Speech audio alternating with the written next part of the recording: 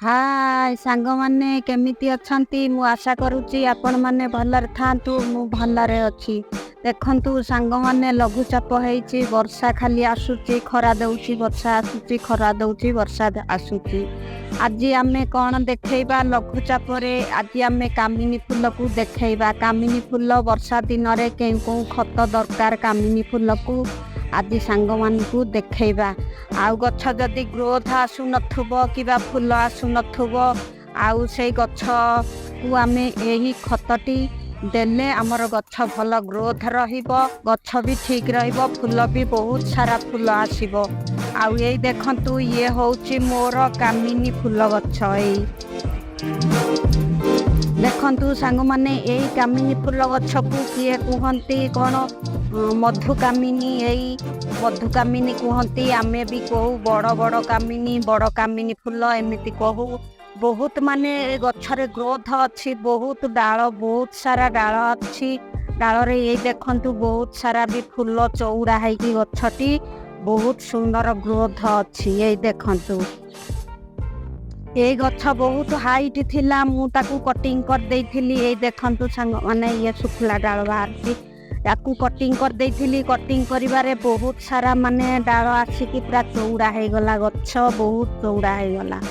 ଆଉ ତାପରେ ଏଇ ଦେଖନ୍ତୁ, ଇଏ ହେଉଛି ମୋର ବାରମାସୀ କାମିନୀ। ଏ ବାରମାସୀ କାମିନୀ ଫୁଲ ଗଛଟି ବହୁତ ମାନେ ସେଣ୍ଟ ଆସେ, ଫୁଲର ବହୁତ ସେଣ୍ଟ ଆସେ। ତାକୁ ଘର ଦରଜା ମୁହଁରେ ରଖିବେ, ଆଉ ନହେଲେ ଘର ସାମ୍ନା ବାଲକୁନିରେ ରଖିବେ କିମ୍ବା ଗାର୍ଡେନରେ ବି ରଖିପାରିବେ। ଆଉ ବହୁତ ସାରା ସେଣ୍ଟ ଆସିବ। ଇଏ ଆମର ବାରମାସୀ ଫୁଲ ଝଡ଼ୁଥିବ, ଫୁଲ କଢ଼ ଆସୁଥିବ। ଏଇ ଦେଖନ୍ତୁ, ଇଏ କଢ଼ ଆସିଯାଉଛି, ଆଉ ଇଏ ଫୁଲ ବି ଝଡ଼ି ଯାଉଛି। ଇଏ ବହୁତ ସାରା ଫୁଲ ଆସେ, ବହୁତ ସାରା, ଆଉ ଫୁଲ ବି ଝଡ଼େ। ଆଉ ଦେଖନ୍ତୁ, ଏଇ ଫୁଲ ଗଛଟି ବହୁତ ମାନେ ଗଛର ଗ୍ରୋଥ ଅଛି। ଏଇ ଗ୍ରୋଥ ଅଛି। ଆଜି ଆମେ ତାକୁ କେଉଁ ଖତ ସାର ଦେବା? ଆଜି ଆମେ କେଉଁ ଖତ ସାର ଦେବା? ଗଛ ଆମର ଠିକ୍ ରହିବ, ବର୍ଷା ଦିନରେ ଫୁଲଟି ଆଉ ଯତ୍ନ ଭାବରେ ରହିବ। ଦେଖନ୍ତୁ ସାଙ୍ଗମାନେ, ବର୍ଷା ବି ହେଉଛି, ମୁଁ ବର୍ଷାରେ ହିଁ ଭିଡ଼ିଓ ବନଉଛି। ଦେଖନ୍ତୁ ବର୍ଷା ହେଉଛି, ବର୍ଷାରେ ବି ଭିଡ଼ିଓ ବନଉଛି। ଆମେ କ'ଣ କରିବା ସାଙ୍ଗମାନେ? ଏଇଟା ଦେଖନ୍ତୁ, ଏଇଟା ହେଉଛି ମୋର ଅରୁଆ ଚାଉଳ। ଏଇ ଅରୁଆ ଚାଉଳକୁ ମୁଁ ବତୁରେଇକି ରଖିଦେଇଛି 4 ଦିନ କିମ୍ବା 2 ଦିନ, 3 ଦିନ, 4 ଦିନ ବି ବତୁରେଇକି ରଖିଲେ ଏଇ ଦେଖନ୍ତୁ ବହୁତ ସୁନ୍ଦର ପାଣିଟି ଧଳା କଲର ହେଇଛି। ଆଜି ଆମେ ୟାକୁ ଏଇଠି ଢାଳିବା। ଏଇ ଦେଖନ୍ତୁ, ଇଏ ହେଲା କ'ଣ? ମୋର ଅରୁଆ ଚାଉଳ ପାଣି। ଅରୁଆ ଚାଉଳ ପାଣି ଦିହରେ ଆମେ କ'ଣ କରିବା ନା, ଏଇଟା ଦେଖନ୍ତୁ, ଏଇଟା ମୋର ଖଣ୍ଡ ଆଳୁ କାଟିକି ପିସ୍ ପିସ୍ କରିକି ଖଣ୍ଡ ଖଣ୍ଡ ହେଇକି, ଏଇ ଦେଖନ୍ତୁ, ଆମେ ଏ ଆଳୁ ଖଣ୍ଡକୁ ଏଇଠି ପାଣିରେ ଦେବା।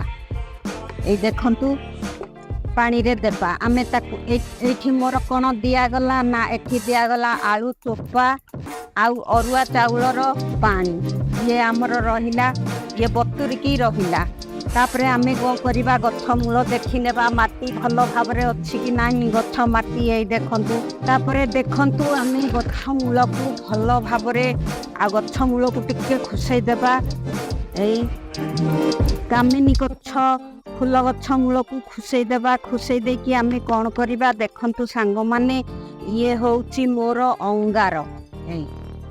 ଇଏ ହେଉଛି କାଠ ଚୁଲି ଅଙ୍ଗାର। ଏଇ ଦେଖନ୍ତୁ, ଆମେ କିଛି କାଠ ଚୁଲି ଅଙ୍ଗାର କ'ଣ କରିବା ନା, ଗଛ ମୂଳରେ ହିଁ ଦେବା।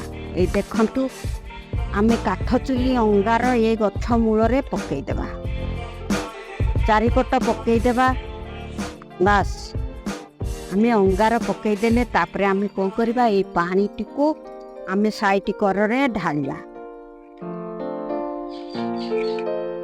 ବାସ୍ ବାସ୍, ଦେଖନ୍ତୁ, ମୁଁ ଏବେ ଗଛ ମୂଳରେ ଦେଇଦେଲି। ଏଇ କ'ଣ ଦେଲି? ଚୁଲି ଅଙ୍ଗାର, ଆଉ ଅରୁଆ ଚାଉଳର ପାଣି, ଆଳୁ କଟା ପାଣି ଦେଲି ଦେଖନ୍ତୁ ଗଛ ମୋର ବହୁତ ଗ୍ରୋଥ ଅଛି, ଫୁଲ ବି ଅଛି।